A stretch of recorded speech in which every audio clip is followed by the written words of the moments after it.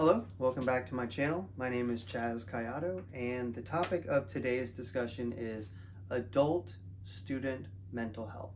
So, mental health has been something that has become way more of a topic in the education space in the past decade or so.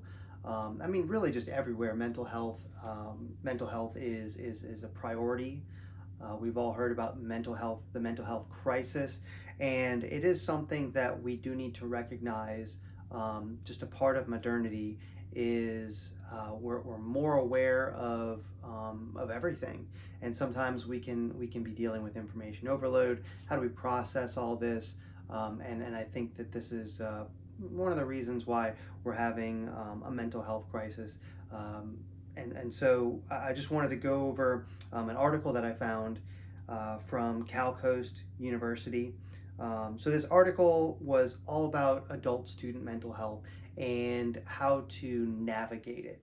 And so I'm really just going to hit, it was pretty, well, it's not a long article per se in terms of reading, but there was a lot of major points. So I just wanted to go over those. So I just wanted to go over those points first. So adult student mental health. What's the difference between just student mental health? Well, when you say student mental health, we're really referring to generally K through 12 students, sometimes you can include college students in that, but even traditional college students tend to be younger, right?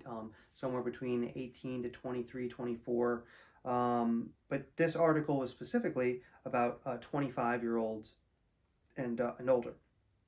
So since 2021, according to this article from Cal Coast U, there's been over 6 million students who have been 25 or older that have started college since 2021. So it's not necessarily a small population. This is millions and millions of people that are starting college for the first time or returning to college as an adult, 25 years old and older.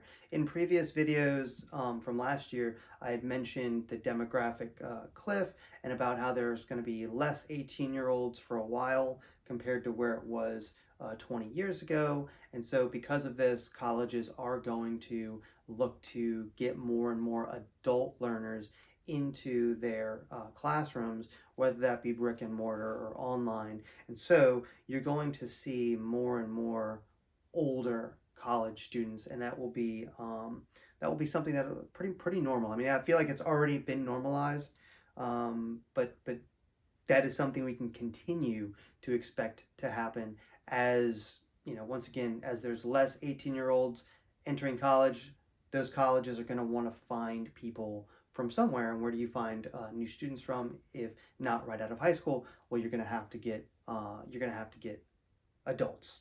So let's just go through. We're just going to go through briefly these topics because there are a lot of them. So once again, this deals with how do I approach student mental health and what can I do to mitigate some of those issues with adult mental health for students. So first thing is, remember that it's okay to not be perfect. And this was something that I know I had issues with, and I guess it was because I was a teacher and it was because I was an adult. I had this expectation that, this wasn't like when I was in high school where I really didn't care if it was a B and if it was a class that I, really abhorred, I might have said, well, look, I'll just take the C. And well, as an adult, I came in and I was kind of like, well, you know what? I'm an adult. I need to get an A. I need to get an A in this class. Something to prove to myself, but also like I just feel like that's what my standard should be. And so it's good to set high standards for yourself, but also set realistic expectations. One of the things about being an adult learner is that we don't have the benefit of not having to go to work. We don't have the benefit of not having to take care of children. We don't have the benefit of not having to deal with significant bills like your mortgage or your car payments, things like that maybe younger students are not dealing with. So we do need to make sure that we set that standard based on really what our time availability is, because I know many adults would have the capability of getting an A in these courses if they had more time. But sometimes it's just not realistic. So you really need to make sure you're not telling yourself, well, if I don't walk out of this class with a 100 or at the very minimum an A, then it's just a waste of time. That's not necessarily the best way to approach it. Now, once again, you should always strive to do your best, but if you don't get a certain grade, as long as it progresses you, um, that's really what you need to be focusing on. Okay, so this is something that I've talked about quite a bit, and so exercising frequently. I think that exercising, it there's just so many benefits to exercising, but mental clarity is one of them. And if you want to really make sure that you have the mental fortitude to get through one of these online programs or in-person programs as an adult student, what's one of the first things that often gets cut out of a person's life when they get busy? It's exercise. But physiologically, we need to exercise to maintain strong, healthy bodies, and that also includes our mind. And so there's been studies that have shown that people that are more active tend to have better better use of mental faculties and remembering information and whatnot. So exercise frequently. It's good for you. Don't cut that out. And I know it's hard. Okay, as someone that's a coach that tries to exercise frequently myself, I know that that's one of the things that does sometimes get put on the back burner. But can we find a way to make it work? Okay, eat healthy. This helps with fatigue. You want to make sure you're hydrating. So if you're eating poorly, you're going to be tired more often. A lot of processed foods, a lot of foods that are high in maybe sugar, that don't give us the correct energy that we need throughout the day.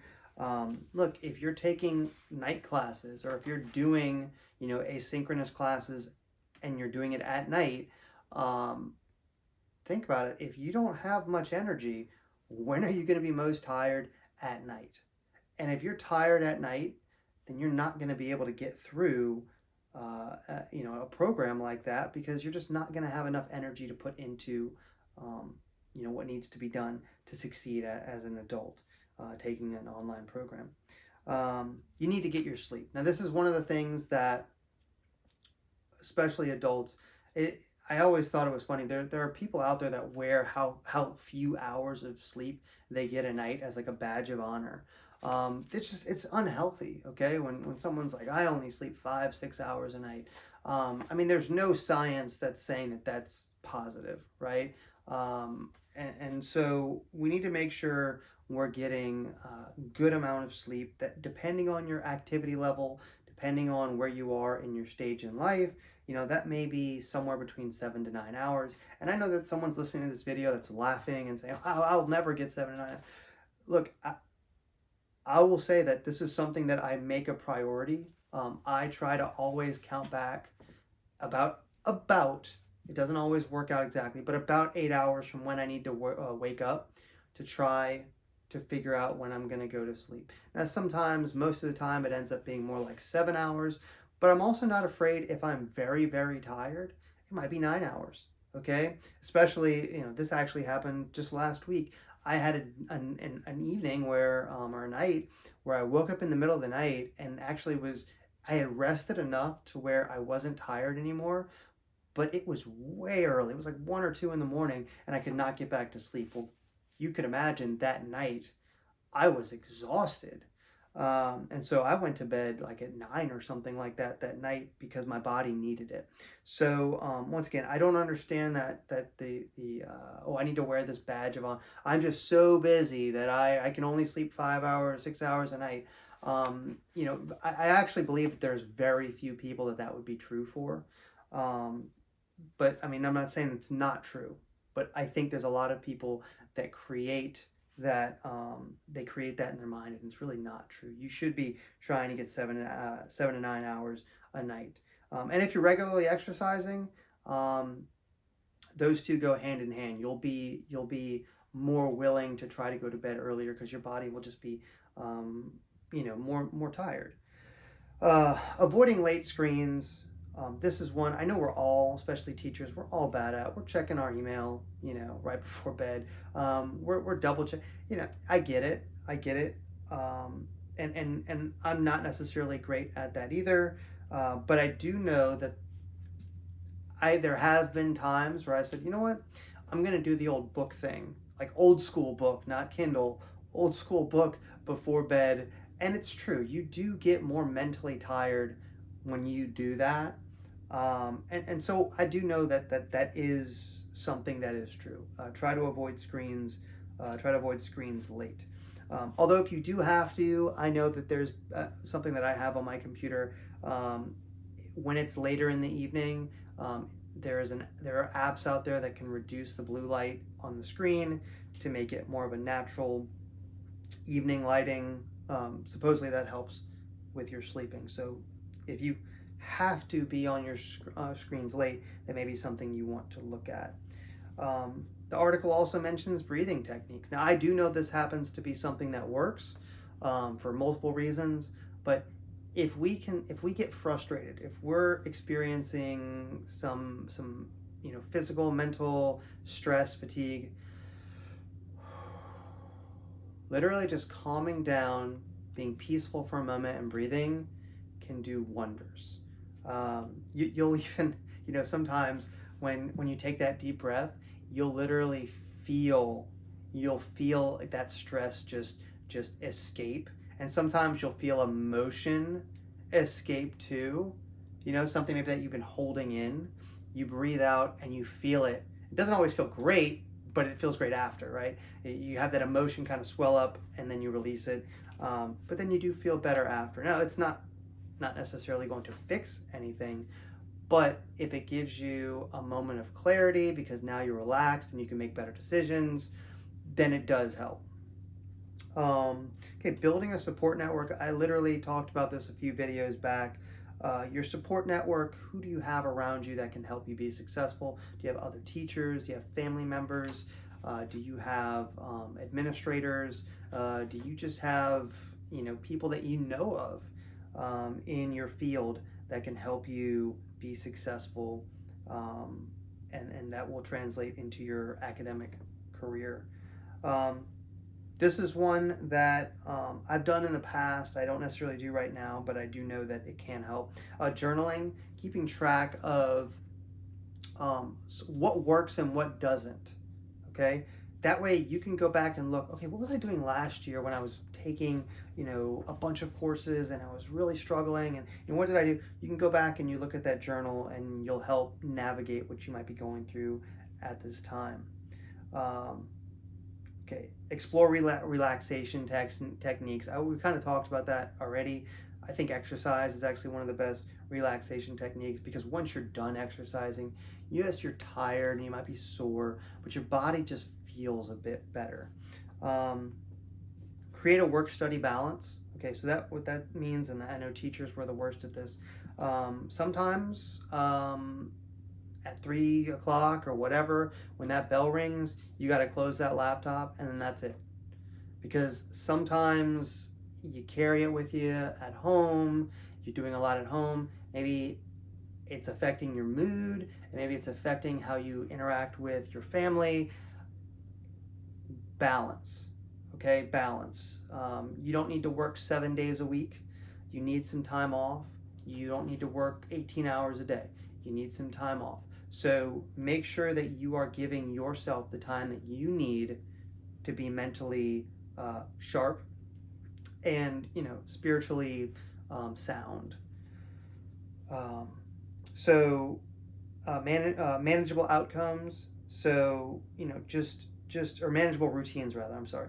Manageable routines meaning how can I break this down into bite-sized chunks that really are something I know I can handle. Sometimes when you give yourself too big of a plan, you might just shut down immediately because it's just too big.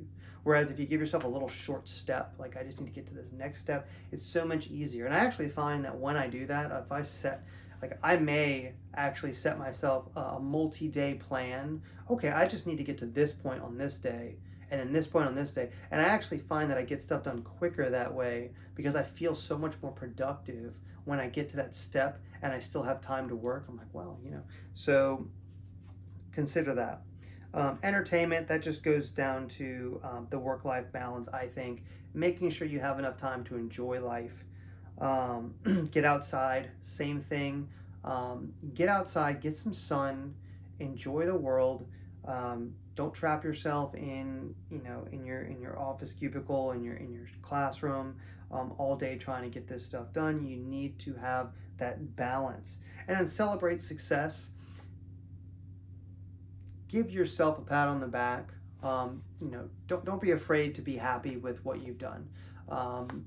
Joy is one of the most important things we have in life, right? So enjoy the progress that you make. Be happy for yourself, and those are the things that will help you in your adult student mental health journey.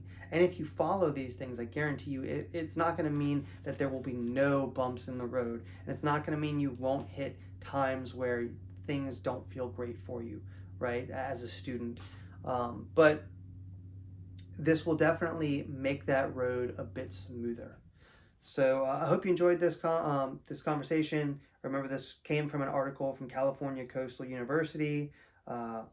If I can get that link again, I will post it under here. But leave comments if you have any questions or if there's anything else you wanted to add to the conversation. Thank you.